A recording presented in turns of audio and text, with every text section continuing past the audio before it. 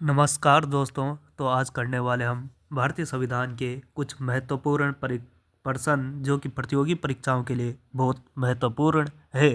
तो आज करने वाले हम कुछ 10 ज़्यादा से ज़्यादा हम 10 एमसीक्यू टाइप क्वेश्चन करेंगे। तो शुरू करते हैं आज की इस वीडियो को।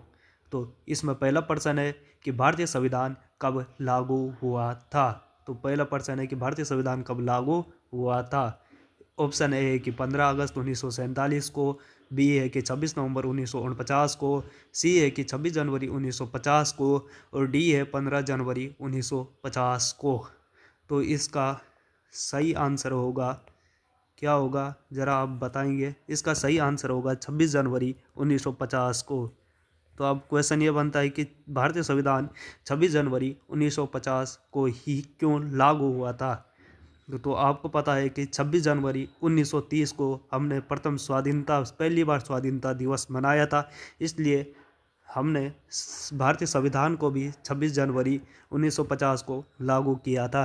हालांकि भारतीय संविधान कब बनकर तैयार हो गया था, तो भारतीय संविधान नवंबर 1949 में बनकर तैयार हो गया था। लेकिन 26 जनवरी 1930 को हमने पहला क्या स्वाधीनता दिवस मनाया था, जिस कारण 26 जनवरी 1985 को भारतीय संविधान क्या करा गया, लागू करा गया। और भारतीय संविधान बनने में कितने दिन लगे, तो आपको पता है भारतीय संविधान बनने में 2 वर्ष 11 माह 18 दिन लगे। कितना, 2 वर्ष 11 माह 2 वर्ष 11 माह 18 दिन, ये भी आपको ये ध्यान रखना है। तो चलिए अब दूसरा प्रश्न करते हैं। अब दूसरा प्रश्न आपकी स्क्रीन के ऊपर ये रहा कि भारतीय संविधान के किस भाग में मौलिक अधिकारों का प्रावधान किया गया है। तो भारतीय संविधान के किस भाग में मौलिक अधिकारों का प्रावधान किया गया है। इसका ऑप्शन है एक कि भाग 1 में, ऑप्शन बी भाग 2 में, ऑप्शन सी भाग 3 में, ऑप्शन डी भाग 4 में। तो आपको पता है भारतीय संविधान के भाग 3 में मौलिक अधिकारों को प्रावधान किया गया है। अतः इसका आंसर है ऑप्शन सी। क्या इसका आंसर ऑप्शन सी, इसका ऑप्शन सी है इसका आंसर कि भाग 3 में क्या करा गया है, भारतीय संविधान के भाग 3 में मौलिक अधिकारों का प्रावधान किया गया है। चलिए अब तीसरे क्वेश्चन पे चलते हैं। तीसरा क्वेश्चन है कि भारतीय संविधान में राज्य की परिभाषा किस अनुच्छेद में दी गई है। तो आपको ध्यान रखना है कि भारतीय संविधान में राज्य की परिभाषा अनुच्छेद किस में, 1 में दी गई है। अनुच्छेद 1, इसका सही आंसर है अनुच्छेद 1 में भारतीय संविधान में राज्य की परिभाषा दी गई है।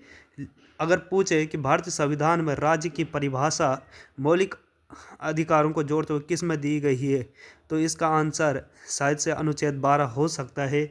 तो चलिए अब चौथा क्वेश्चन करते हैं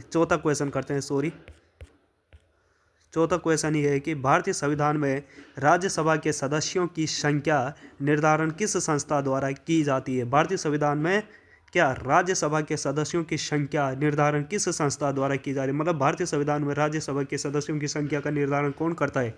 तो इसमें ऑप्शन ए है कि राष्ट्रपति, बी है कि संसद, सी है निर्वाचन आयोग और डी है उच्चतम न्यायालय।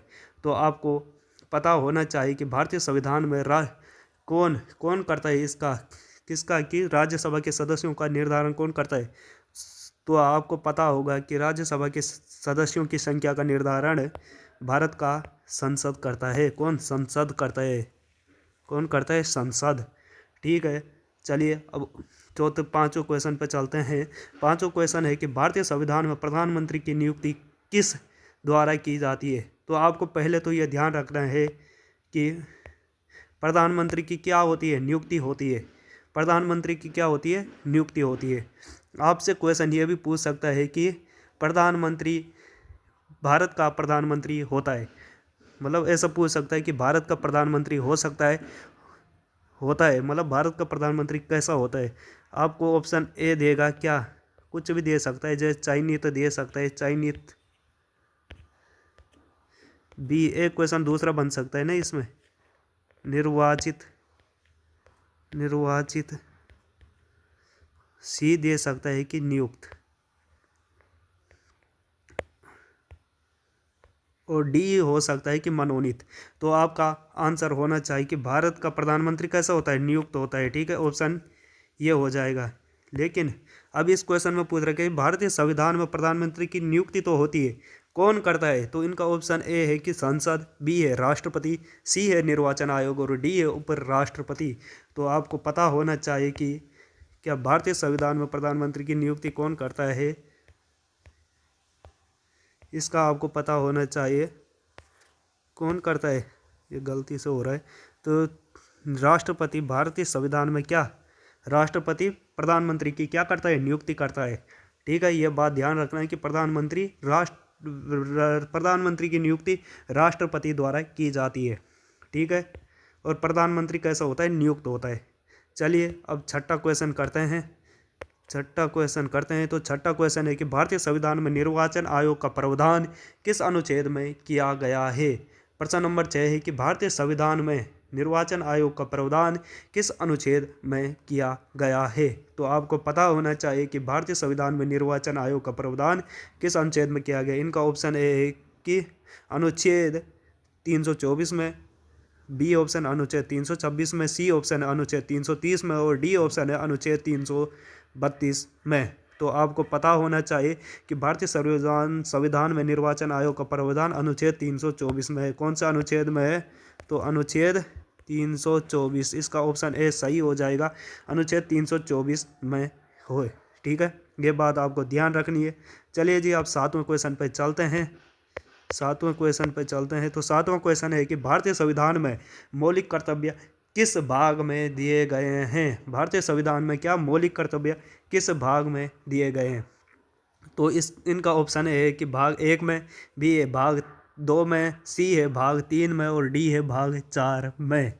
तो इसका सही आंसर हो जाएगा भाग 4 में। आपको ध्यान रखना है, बहुत इंपॉर्टेंट है, बार बार एग्जाम में पूछा जाता है कि भारतीय संविधान में मौलिक कर्तव्य किस भाग में है।